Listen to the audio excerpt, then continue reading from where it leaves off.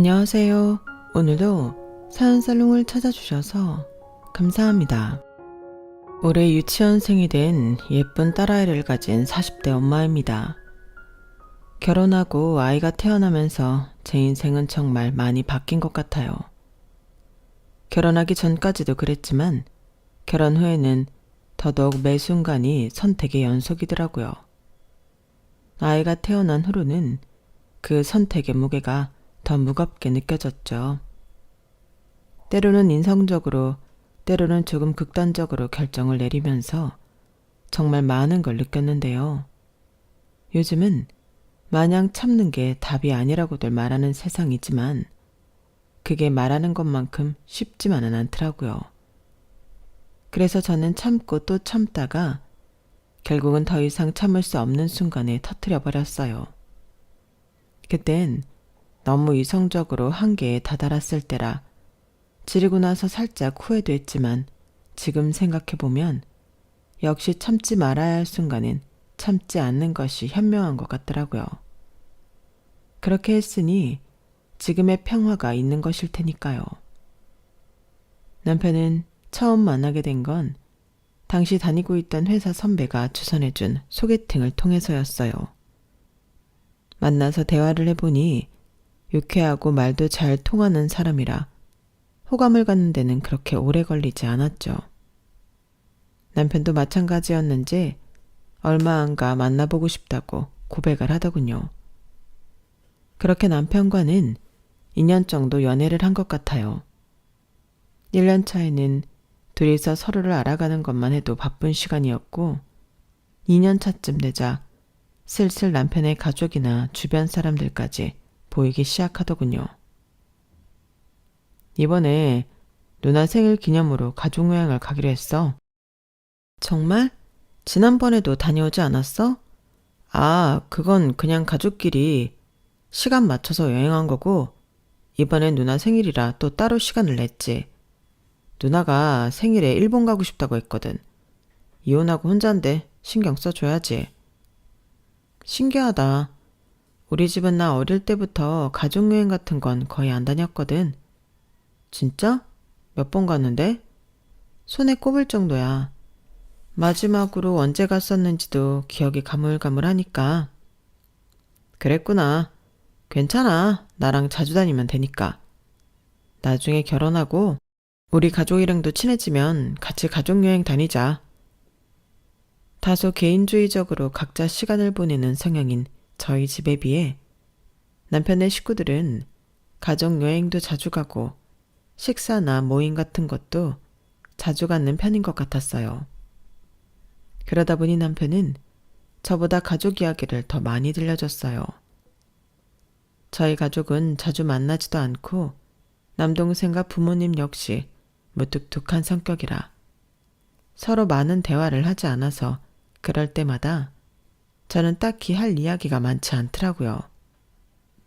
그러면서도 내심 마음 한켠에는 부러운 마음도 있었어요.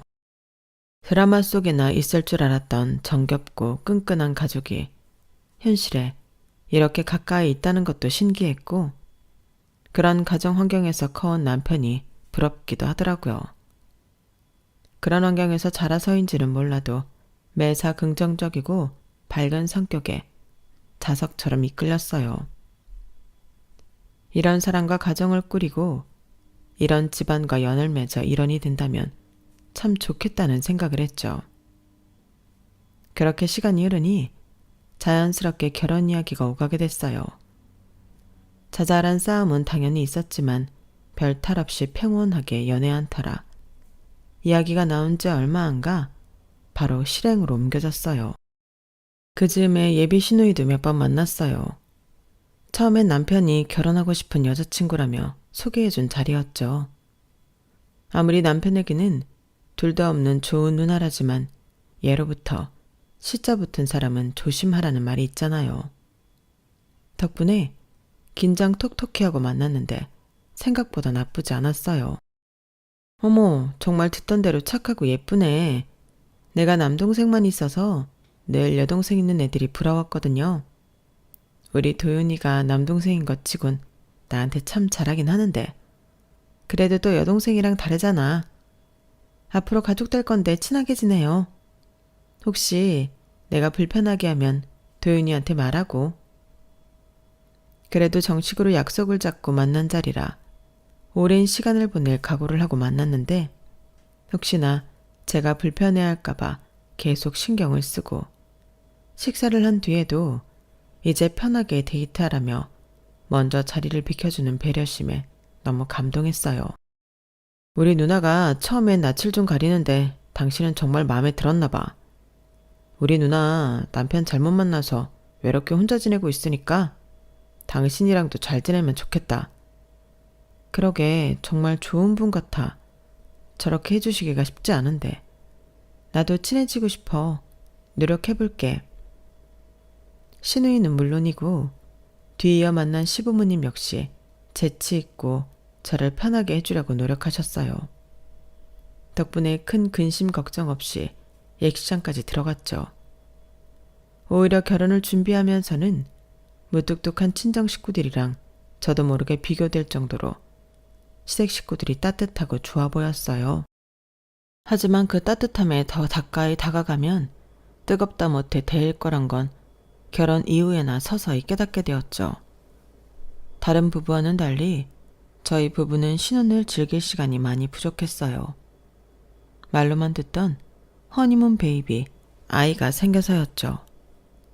계획보다 빨리 생긴 아기에 양가에서는 축제 분위기였죠. 무뚝뚝한 저희 부모님조차 눈물을 흘리고 남동생도 한박 웃음을 지으며 축하해줬을 정도니까요. 시댁에서는 더 난리도 아니었어요. 어머나, 나 드디어 조카가 생기는 거야? 내가 결혼할 때 정말 아이를 갖고 싶었는데 아기가 생기기도 전에 갈라섰지 뭐야. 그 바람에 내 인생의 아기는 꿈도 못 꾸게 돼서 도윤이 애기만 기다리고 있었거든. 근데 이렇게 조카가 빨리 생길 줄이야. 역시 올케가 우리 집 복덩인가 봐. 뭐야, 누나가 우리보다 더 좋아하네? 누구 얘긴지 모르겠다. 너희 애기가 내 애기나 다름없지. 원래 아이 하나를 온 동네가 키우는 법이잖아. 올케 나중에 복직하고 하면 육아하기 벅찰 텐데 내가 좀 도울게. 남의 손에 맡기거나 친정 부모님한테 맡기는 것보단 팔팔한 내가 낫잖아. 안 그래? 그래 주시면 저희야 너무 감사하죠. 근데 너무 죄송해서 어떻게 그러겠어요. 죄송은 무슨, 아까 내 말 안 들었어?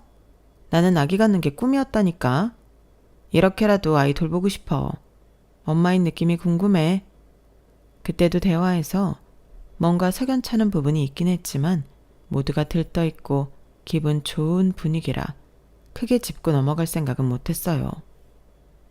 아이가 돌이 될 때까지는 제 손으로 직접 키웠고 그동안 손녀가 태어났음에도 크게 교류가 없던 친정에 비해 시부모님과 시누이는 허구한 날 집에 찾아왔어요. 그때는 혼자서 아기를 돌보기 너무 힘든 때고 어디 나가서 사람을 만날 수도 없는 때라 그런 관심이 너무 고맙고 좋았어요. 아침 일찍 찾아와서 남편이 퇴근할 때까지 기다렸다가 같이 저녁까지 먹고 가고는 했죠. 올케, 이제 슬슬 점심 먹어야지? 잠시만 기다리세요. 제가 차릴게요. 어머, 안 그래도 되는데. 그래도 오셔서 아이까지 봐주시는데 제가 밥까지 얻어먹을 순 없죠. 처음엔 너무 감사한 마음에 시누이와 시어머니 밥상을 매번 차려드렸어요. 저녁에는 남편이 알아서 센스 있게 사온 음식들을 같이 먹었고요. 찾아오는 날이 어쩌다 한 번이니 가능한 일이었죠. 아기를 잠깐 안고 있지 않아도 된다는 게 참 크게 느껴져서 요리든 뭐든 다 할 수 있었어요. 그런데 시간이 지나니 시댁 식구들 방문이 점점 잦아지더라고요. 처음에는 아침 일찍 오던 분들이 나중에는 점심밥 시간에 딱 맞춰서 아버님까지 같이 오시더라고요. 올케, 우리 왔어. 점심 먹자. 너무 당연하게 앉아서 밥을 요구하는 모습에 살짝 울컥했지만 그동안 또 아이를 봐준다는 명목하에 아이를 예뻐해주고 계시는 시부모님의 모습을 보니 거절할 수도 없더라고요. 그래도 이렇게 매번 관심 가져주고 조금이라도 아이한테서 떨어져 있을 시간을 준다는 게 감사해서 조금 빈정상하는 모습을 보여도 그러려니 이해하려고 했어요.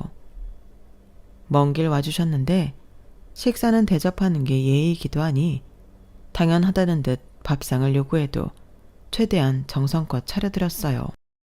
하지만 아이 보는데도 체력적으로 정신적으로 지쳐있다 보니 나중엔 너무 힘들더라고요. 그렇다고 좋은 의도로 찾아와둔 시댁 식구들에게 솔직하게 이야기하기도 난처해서 막판에는 남편이 때맞춰 미리 시켜주는 배달 음식으로 연명했어요. 미리 차려놨다고 하면 시댁 식구들은 눈치 못 채시고 잘 드시더라고요.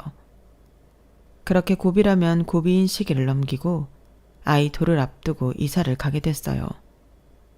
시댁에서 차 타고 2, 30분이면 오던 거리에서 1시간이 넘는 거리로 이사를 가다 보니 다행히 시댁 식구들 방문은 눈에 띄게 줄어들었죠. 그러고 나서는 돌잔치 준비로 정신이 없어서 그 일은 금방 잊게 됐어요. 다들 그렇겠지만 첫 아이 도이라 그런지 신경이 정말 많이 쓰였어요. 다른 것도 중요하지만 특히나 사진이 예쁘게 남았으면 해서 최대한 제 눈에 제일 예쁜 결과물을 내는 작가를 열심히 골라 계약했어요. 돌잔치는 성공적으로 끝났고 열심히 준비한 만큼 모든 가족들이 만족했어요. 한참 시간이 지난 후 돌잔치 스냅 사진을 받았는데 역시나 열심히 고른 보람이 있을 정도로 정말 아이를 예쁘게 담아주셨더라고요. 아이의 사랑스러움과 식구들이 행복해하는 모습이 잘 표현된 사진들을 보니 오랜만에 SNS에 사진을 올리고 싶더라고요. 아이를 낳고는 소식을 거의 올리지 않아 근황을 궁금해하는 지인분들도 많았거든요. 마음에 드는 사진을 골라 몇 장 올리니 반응이 폭발적이었어요. 세상에, 우리 아윤이가 언제 이렇게 컸대? 너무 이쁘다. 돌 축하해. 아윤이도 예쁘고 너무너무 예쁘다. 조만간 보러 갈게, 아윤아. 이렇게 기분 좋아지는 댓글들을 보던 중 한 댓글이 눈에 띄었어요. 뭐야? 사진 언제 나왔어? 몰랐네. 다른 댓글들과는 확연히 차이 나는 반응에 이름을 확인해보니 신우이더라고요. 어제 받아서 몇 장 골라서 오늘 올려봤어요. 아무렇지 않게 답장을 했지만 뭔가 찜찜한 기분이 들더라고요. 그래도 뭐 사진 나온 것까지 꼬박꼬박 보고하는 것도 이상한 일이고 설마 그거 가지고 뭐라 할까 싶어서 애써 잊으려고 노력했어요. 하지만 쎄한 기분은 역시나 틀리지 않았더라고요. 저녁쯤 시댁 식구들과 함께 있는 단체톡방 알람이 울리기 시작했거든요. 확인해보니 신우이가 SNS에 올려둔 아이 돌사진을 하나하나 캡처해서 올려놨더라고요. 그걸 보자마자 시어머니부터 반응을 하시더군요. 아유, 이뻐라. 근데 사진을 어디다 올린 거니? 이거 올케가 자기 개인 계정에 올렸더라고. 나는 사진 나온 줄도 몰랐는데. 엄마는 알고 있었어? 어머, 나도 처음 보는 사진인데. 우리한테 말해주기도 전에 어디 올렸다는 거니? 그러니까 올케, 아까 말하려다 말았는데 좀 실망스럽네. 우리가 얼마나 아윤이 돌잔치 기다렸는지 알면서 어떻게 남들 보는 계정에 먼저 올릴 수 있어? 적어도 이런 건 가족들한테 제일 먼저 보여줬어야 하는 거 아니야? 그래, 그건 윤정이 말이 맞다. 서운하네. 우리가 남이니? 남들이랑 똑같이 네가 올려주는 것만 봐야 하게.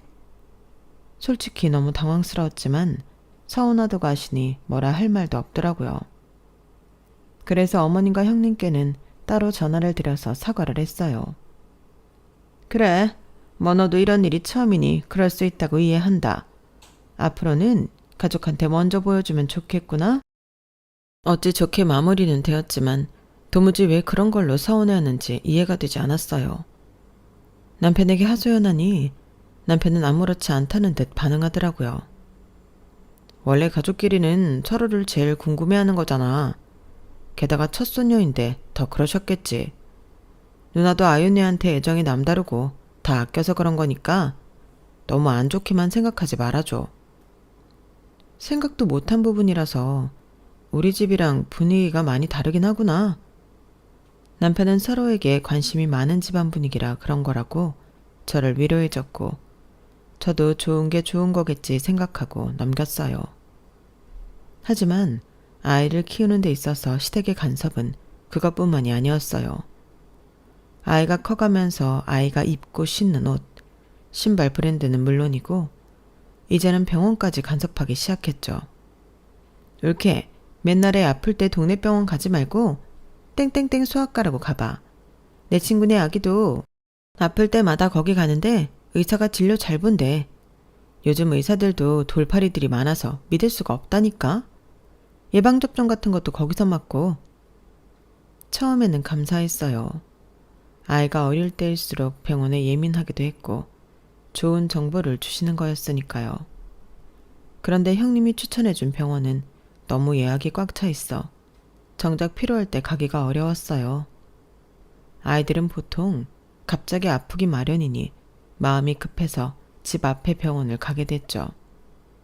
한 번은 애가 열이 펄펄 끓어 동네 수학과에서 약을 처방받고 주사를 맞췄는데 감기 기운이 좀 오래 갔어요. 그 모습을 보고는 또 혀를 쯧쯧 차며 제 탓을 하시더라고요. 그러게 내가 좋은 병원 소개시켜줬는데 굳이 동네 병원을 가네? 뭐 거리가 멀어서 귀찮아서 그래? 애가 아픈데 귀찮아서 그랬을 리가요.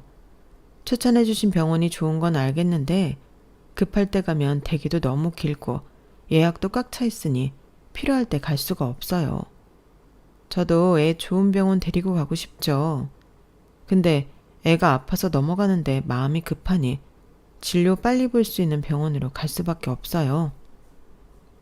제 아이가 아프면 누구보다 애가 타는 건 저일 텐데 마치 제가 육아를 소홀히 한다는 식으로 말씀을 하시는 게 정말 화가 나더라고요. 그때 좀 욱한 게 느껴졌는지 신우이는 금방 사과를 했어요. 뭘 또 그렇게 정색을 해.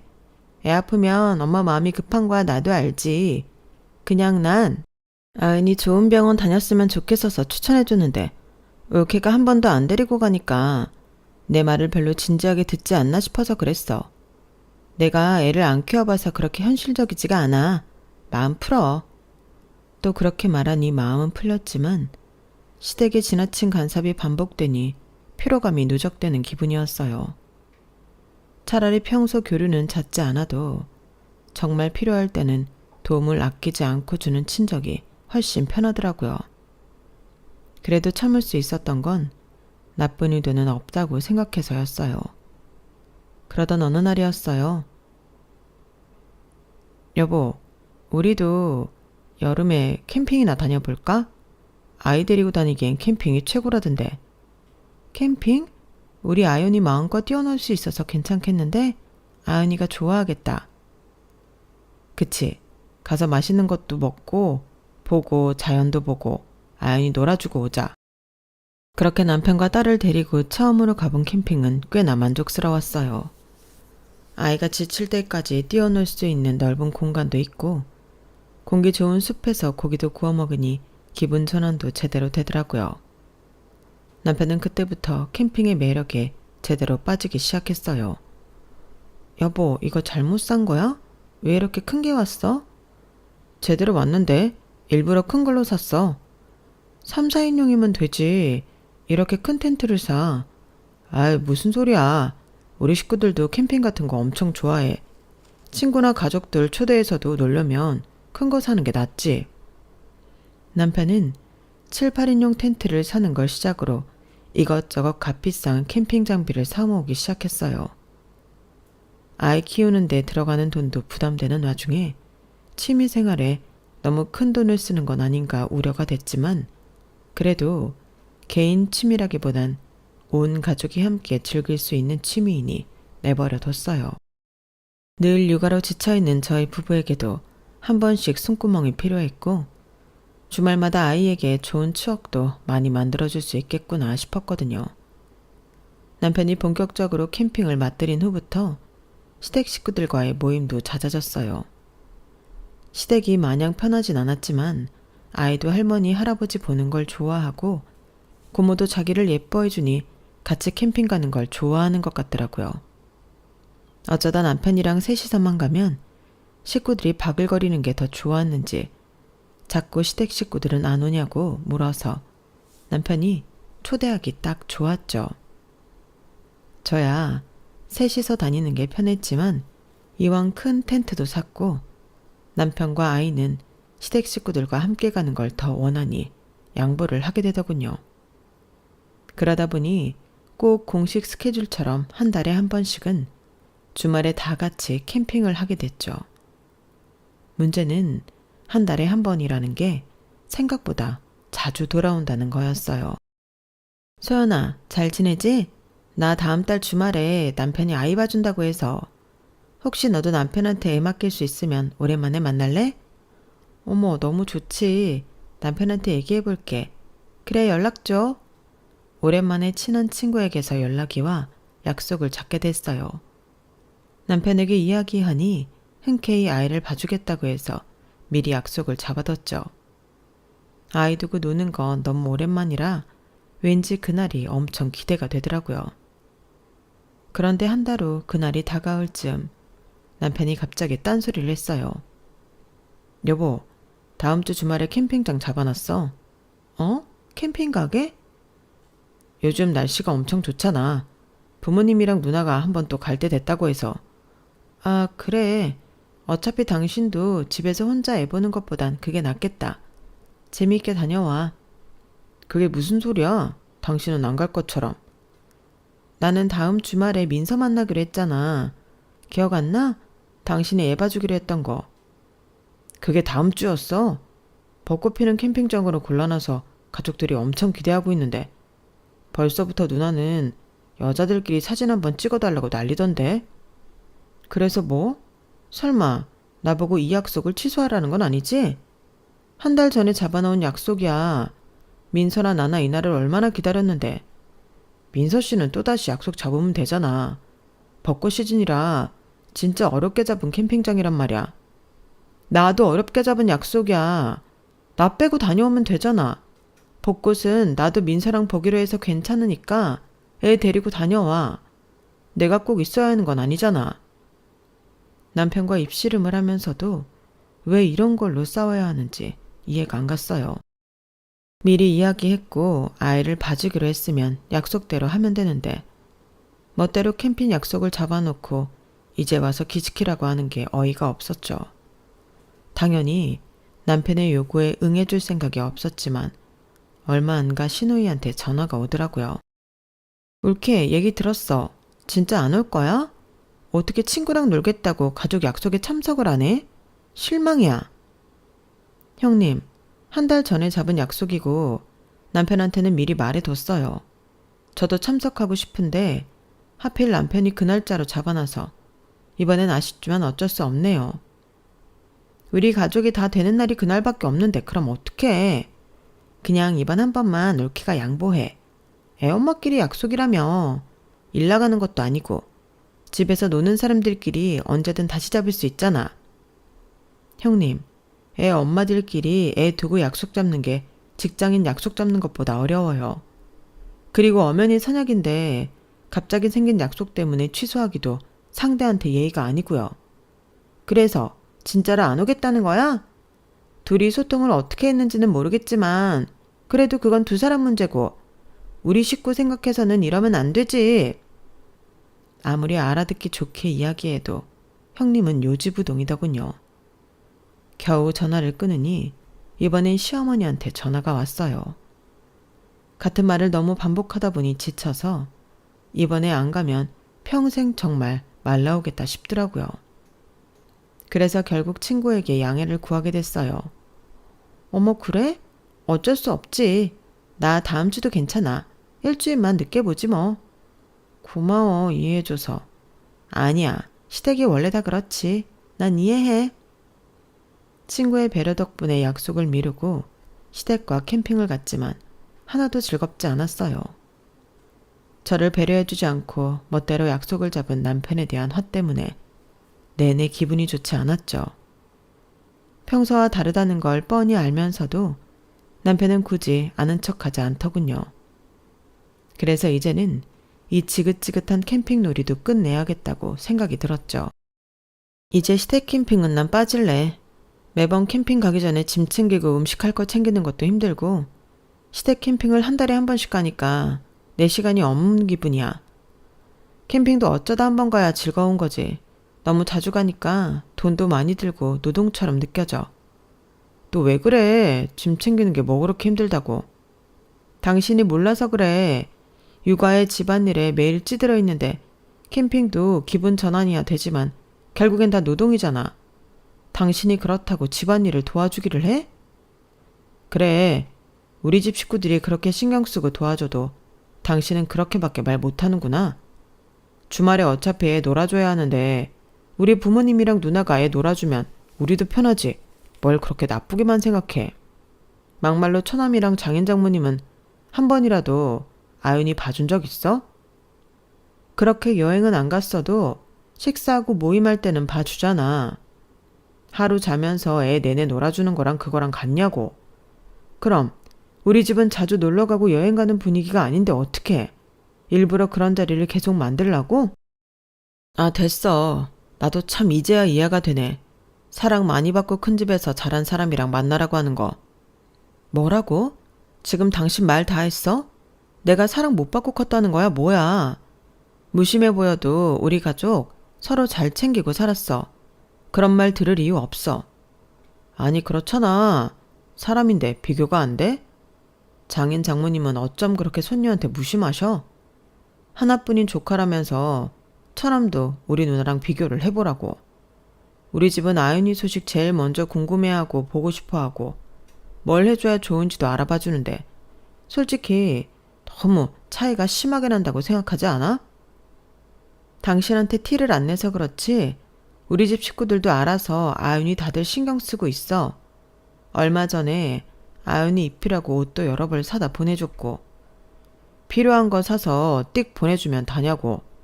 당신 집은 하여간 교류가 없어 교류가. 집 분위기가 시댁과는 다르다는 걸 결혼 전부터 알고 있었던 사람이 갑자기 이걸 핑계로 친정 식구들을 비난하니 어이가 없었어요.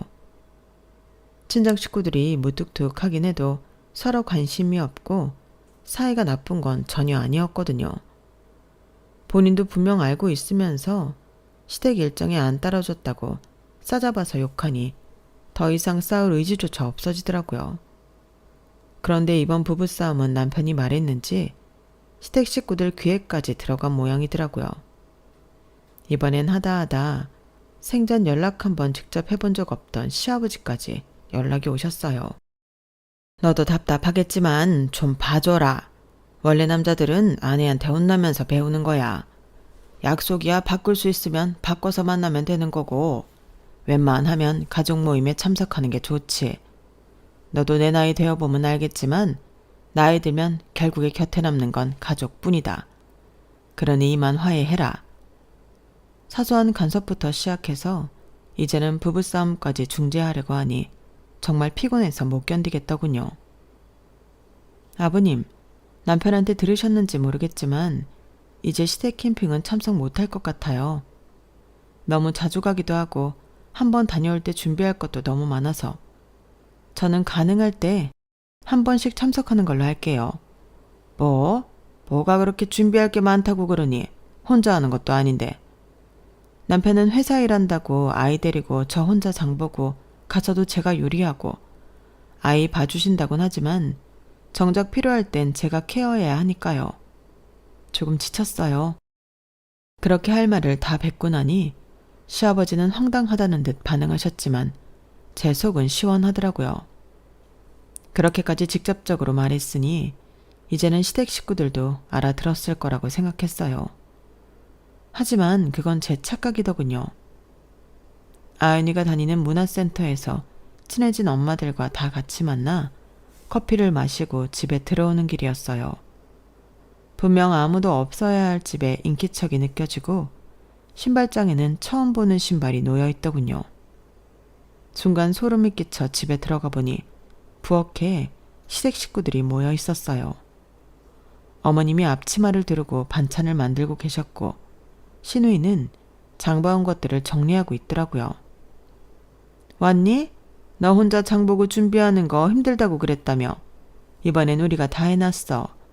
진작 말했으면 같이 준비했지. 내일 아침에 출발 말하면 되겠다. 어머님, 저 이번엔 못 간다고 말씀드렸어요. 내일은 친정엄마랑 점심 약속이 잡혀 있어서요. 남편한테도 며칠 전에 말해놨고요. 에이, 그럼 약속 끝나고 바로 오면 되지.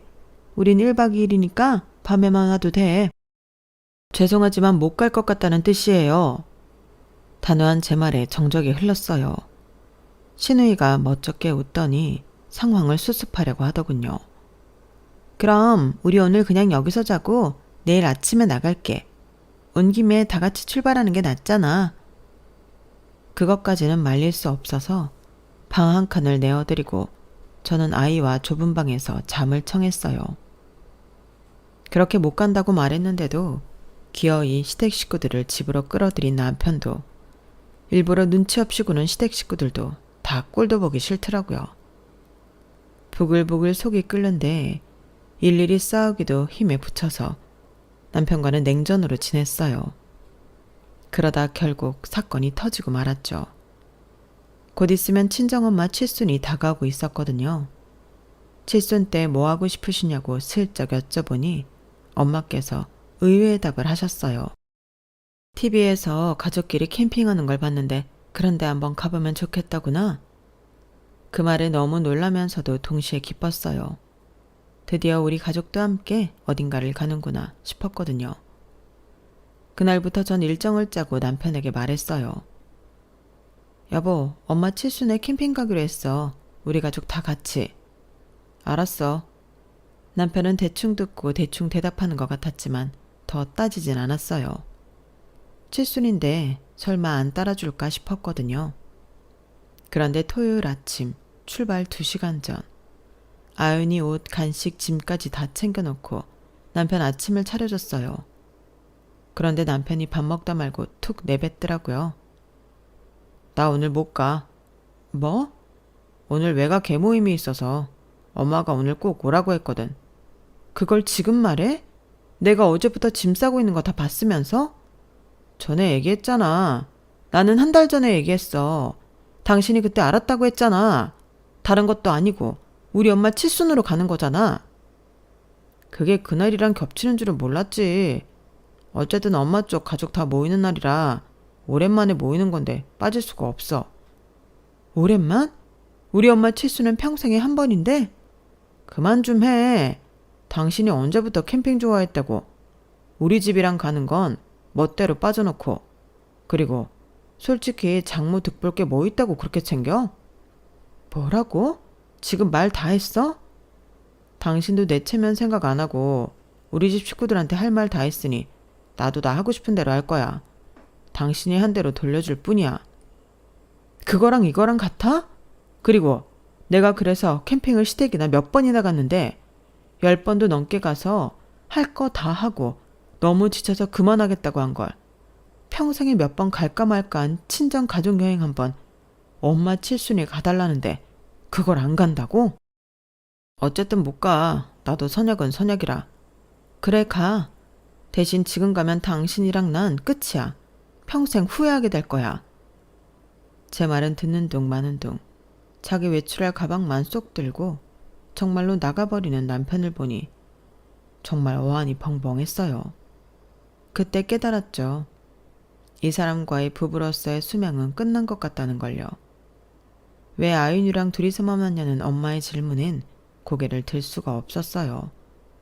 시댁에 갑자기 큰일이 생겨서 못 왔다는 말밖엔 들을 말씀이 없더라고요.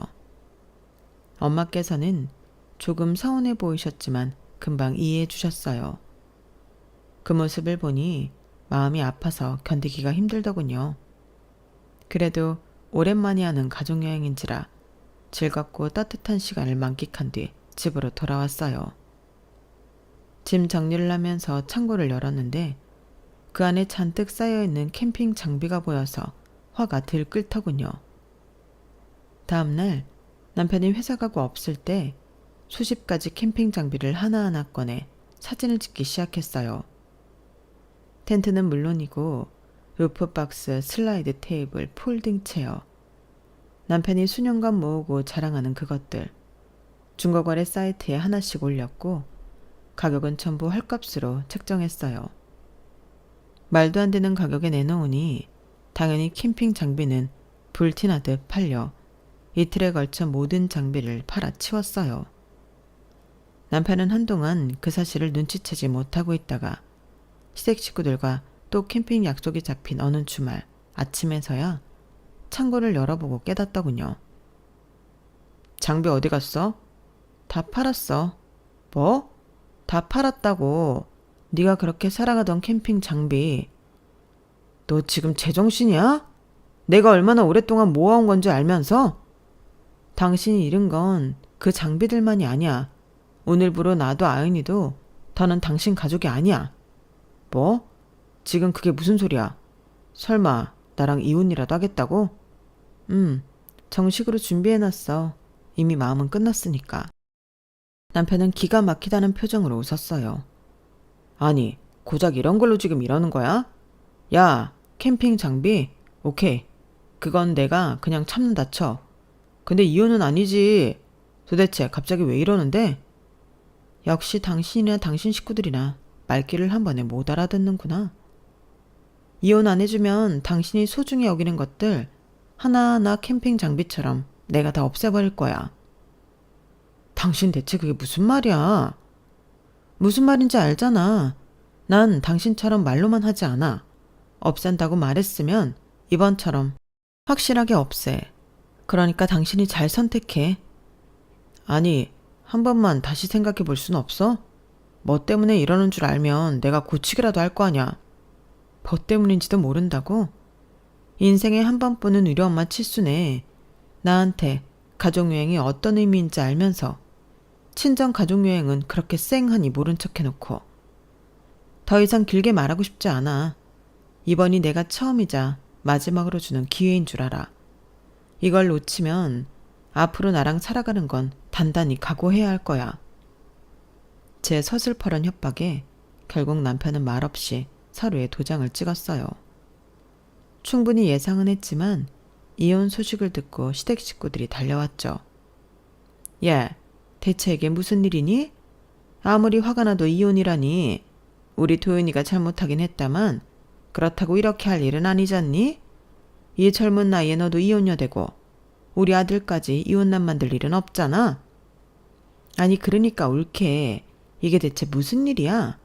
다른 건 몰라도 가정이 깨지는 건 막아야지. 우리 집이 얼마나 가정을 중요시 여기는 줄 알면서. 아이도 있는데 엄마가 돼서 어떻게든 가정은 지켰어야지. 그 말에 기가 차서 저는 한참을 웃었어요.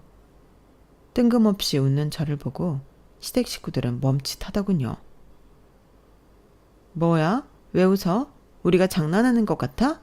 옳게, 지금 이 상황이 웃겨? 형님도 이미 가정 부서지셨잖아요. 그러면서 무슨 화목한 척은 그렇게 하세요? 보니까 이 집안은 다른 집 사람들이 들어오면 안 되는 집안인 것 같네요. 네 분이서 너무 화목하셔서. 이렇게 화목한 사이라면 새 가족 들이지 말고 평생 넷이서 오손도손 사시는 것도 방법이에요. 뭐라고? 아니 제가 대체 언제부터 저렇게 드세네였어? 시어머니, 시누이, 그리고 남편. 세 사람의 입이 딱 막혀서 아무 말도 못했어요. 그대로 저는 아윤이의 손을 잡고 집을 나섰습니다. 한참을 운전해 도착한 곳은 친정이었어요. 친정집 초인종을 누르자 문이 열리기도 전에 엄마 목소리가 들렸어요. 아윤이 왔어? 아유, 우리 아기. 현관문이 열리자마자 엄마는 슬리퍼도 제대로 못 신은 채 달려나오셨어요. 어쩜 그새 이렇게 많이 컸어. 더 예쁘네. 아유, 예뻐 죽겠어 정말. 엄마 품에 안긴 아윤이는 금방 긴장을 풀고 고개를 엄마 어깨에 툭 기대더라고요. 아빠도 마당으로 내려오시며 말하셨어요. 이제 매일 볼 수 있어서 좋다, 우리 손녀. 평소에 말수 적은 아빠가 그렇게 웃는 걸 보는데 괜히 울컥하더라고요. 현관 안으로 들어가자 김치찌개 냄새가 퍼져 있었고 식탁 위엔 제가 좋아하는 반찬들이 작은 접시에 하나하나 정성껏 놓여 있었어요. 엄마는 손등으로 앞치마를 쓱 닦으시면서 저를 안아주셨어요. 잘 왔다. 네 잘못은 하나도 없어. 엄마 아빠가 있으니까 아무 걱정할 것 없어. 우리가 같이 아윤이 잘 키워줄 테니 속상해하지 말고 앞으로도 잘 살아보자. 오랜만에 안겨보는 엄마의 품이 어찌나 따뜻한지 눈물이 왈칵 나더라고요. 저는 그때 깨달았어요. 함께 있는 시간이 아니라 필요할 때 세상에서 가장 따뜻한 온기를 나눠주는 사람이 가족이라는 걸요. 그렇게 저는 비로소 진짜 가족의 품으로 돌아왔습니다. 이혼을 한 이후에도 가끔 시댁 식구들에게서 연락이 왔습니다. 아윤이 한 번만 볼 수 없을까? 어떻게 지내는지 궁금해서 그래. 사진만이라도. 도윤이가 아윤이 보고 싶다고 매일 울어. 아윤이를 예뻐했던 것만은 진심이었는지 아윤이를 그리워하는 내용의 메시지들이 꾸준히 쌓여갔어요. 당연히 저는 하나도 읽지 않았어요. 그런 메시지들이 많이 쌓이니 어느 순간부터는 염치도 잃었는지 전화까지 오기 시작하더군요.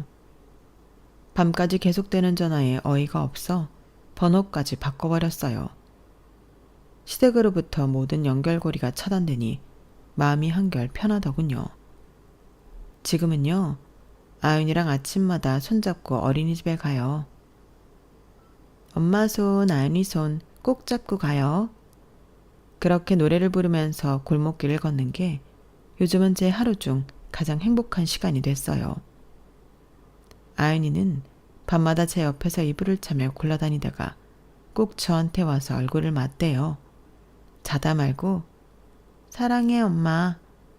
중얼거리듯 하는 그 말이 험난했던 지난 모든 날을 견디게 해주더라고요. 지금 우리는 꼭 필요한 만큼 따뜻하게 서로를 안고 살아가고 있어요. 어쩌면 가족의 모양은 작아졌지만 마음의 온도는 그 어느 때보다 커졌는지도 모르겠어요. 여기까지 제 사연입니다. 들어주셔서 감사해요. 가족들과 항상 건강하시고 행복하세요. 여러분, 사연 댓글에 응원과 현명한 조언 부탁드려요. 좋아요와 구독은 저에게 큰 힘이 됩니다. 오늘도 좋은 일 가득하세요.